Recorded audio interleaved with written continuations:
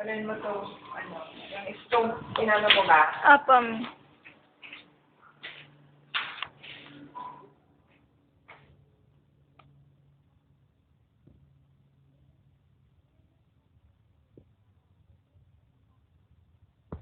Ayaw ni Mama Amy.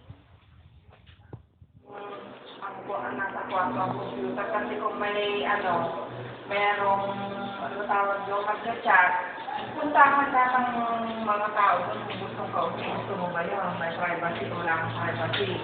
Yung higaan mo, upuan, gano'n, gusto mo ba yun? Pagka, yun din ang yung graduation gift mo. Diba? Hindi ako Pero hindi maganda doon sa kwarto mo.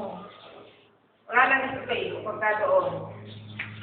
May lamesa ka pang study table sa kadiretsa mo, cabinet mo. Saan naglalagay pa? Hindi ba kalaki yung cabinet? Saan ka niya, no? Malita. Ito dahil yung regular sa hapon. Sabi niya, ano ko sa akin. Yan. So, hindi ko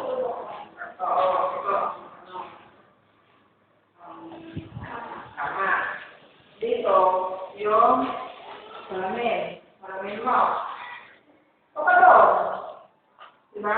Nakalimutan ka ng dapat may ito ka doon.